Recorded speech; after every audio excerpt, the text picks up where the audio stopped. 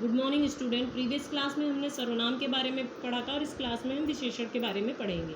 आपको कुछ चित्र दिखाई दे रहे हैं जिसमें क्या है, कुतुब मीनार विशाल इमारत है, माँ ने 2 दर्जन केले खरीदे, गिलास में थोड़ा पानी है। तो जो रंगीन शब्द हमारे दिए गए हैं वो हमारे कुतुब मीनार, माँ के और केले के और जो है पानी की विशेषता बता रहे हैं। तो जैसे अब इसमें आप देख लीजिए, अब हम परिभाषा देख लेते हैं। संज्ञा या सर्वनाम की विशेषता बताने वाले शब्दों को विशेषण कहा जाता है। जो संज्ञा और सर्वनाम शब्द होते हैं वो क्या होते हैं, उनकी जो विशेषता बताने वाले जो शब्द होते हैं उसको हम क्या कहते हैं, विशेषण। अब है विशेषण जिस शब्द की विशेषता बताते हैं, विशेषण के द्वारा जिन शब्दों की विशेषता बताई जाती है उसे हम क्या कहते हैं, विशेष कहते हैं।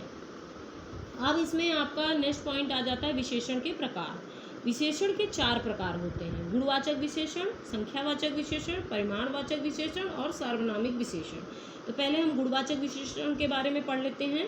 संज्ञा और सर्वनाम शब्दों के गुण, दोष, स्वाद, आकार, रंग और अवस्था आदि की विशेषता प्रकट करने वाले विशेषणों को गुणवाचक विशेषण कहते हैं। जैसे मनीष दुष्ट व्यक्ति है, तो मनीष का दोष बताया गया कि वो दुष्ट है।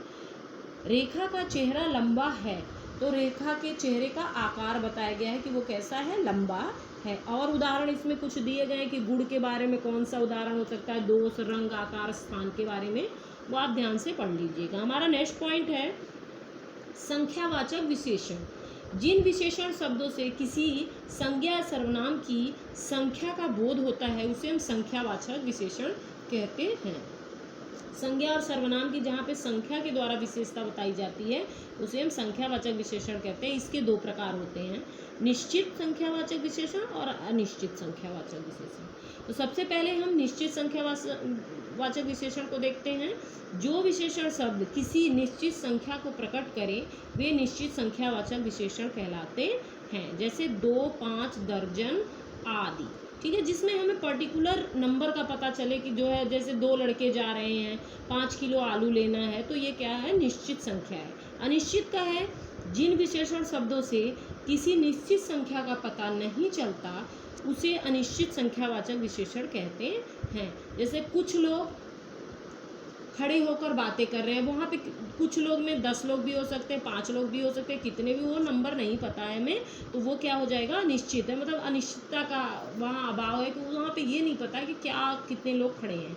अब हमारा थर्ड पॉइंट आ जाता है परिमाणवाचक विशेषण। जो विशेषण शब्द किसी वस्तु की माप या तौल संबंधी विशेषता बताते हैं उन्हें परिमाणवाचक विशेषण कहते हैं।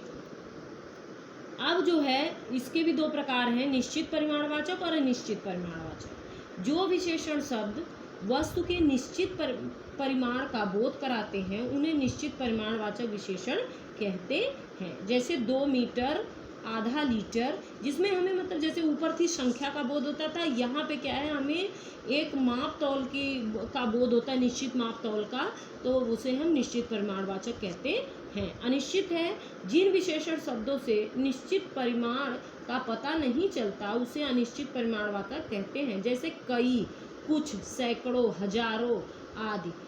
कई मील दूर जाना है या कुछ दूर जाना है, सैकड़ों मील जाना है, तो ये क्या है, हमें पता नहीं है कि कितना है, कहीं भी मतलब कि कुछ अनिश्चितता है जिसको हम अनिश्चित परिमाणवाचक विशेषण कहते हैं। अब हमारा नेक्स्ट है सार्वनामिक या संकेतवाचक विशेषण। जो सर्वनाम शब्द विशेषण के रूप में प्रयुक्त होते हैं उन्हें सार्वनामिक विशेषण कहते हैं। जैसे यह, वह, ये, कौन, ऐसा आदि। यहाँ पे सर्वनाम का प्रयोग होकर विशेषण का जो है विशेषता बताई जाती है। जैसे यह पुस्तक मेरी है, संकेत के द्वारा हमने बताया, यह घर मेरा है, यह दोस्त मेरा है, तो ये कौन सा हो गया, संकेतवाचक या सार्वनामिक। अब है विशेषणों की तुलना। विशेषणों की तुलना कितनी अवस्थाओं में की जाती है, विशेषण की तुलना 3 अवस्थाओं में की जाती है, मूलावस्था, उत्तरावस्था और उत्तमावस्था। तो मूलावस्था जो होती है इसमें जो है किसी भी प्रकार की तुलना नहीं होती है, केवल संज्ञा की विशेषता बताते हैं। जैसे सूरज अच्छा लड़का है, इसमें कोई तुलना नहीं हुई, ये बताया गया कि सूरज एक अच्छा लड़का है।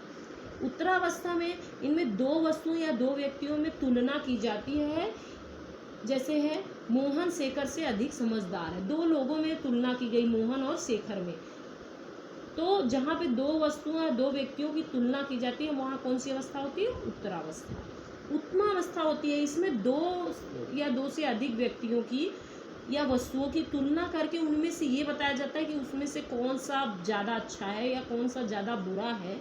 वहाँ पे क्या होता है? उत्तमावस्था। जैसे है मेरे परिवार में पिताजी सबसे अधिक बुद्धिमान है। परिवार में कई लोग होते हैं, उनकी तुलना पिताजी से की गई है और पिताजी को क्या बताया गया कि वो उन सबसे ज़्यादा बुद्धिमान हैं।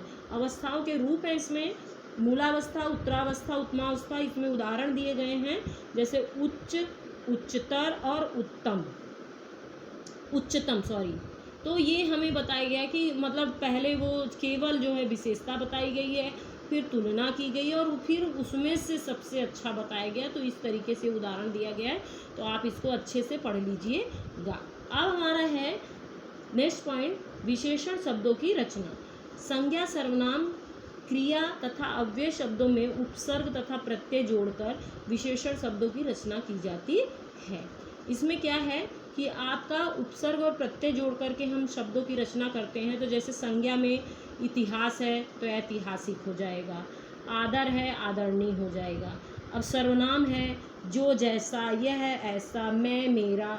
इस तरीके से ये उदाहरण दिए गए हैं, इसको आप अच्छे से पढ़ लीजिएगा। बाकी और थोड़ा बहुत कन्फ्यूजन रहेगी तो जब हम क्लास में इस पार्ट को फिर से पढ़ेंगे तो उस समय आपके डाउट क्लियर कर देंगे और आप एक बार पढ़े रहोगे तो आपको और अच्छे से समझ में आएगा। अब हमारा नेक्स्ट पॉइंट है क्रिया द्वारा। क्रिया द्वारा कैसे होता है? जैसे चलना है का चालू हो गया, लड़ना का लड़ाकू हो गया, पढ़ना का पाठक हो गया। तो इस तरीके से उदाहरण दिए गए हैं। अव्यय द्वारा पीछे, पिछला, आगे, अगला, ठीक है, भीतर, भीतरी। तो ये उदाहरण दिए गए हैं, इसको आप अच्छे से पढ़िएगा, ठीक है ना। और ये जो आपका आज ये ग्रामर का पोर्शन आपका 40% सिलेबस आज ये कंप्लीट हो गया है।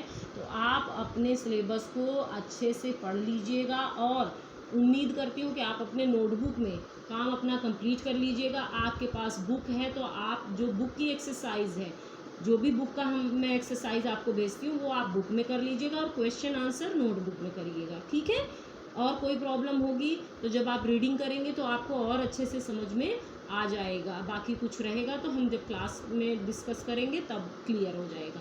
Thanks, stay in, stay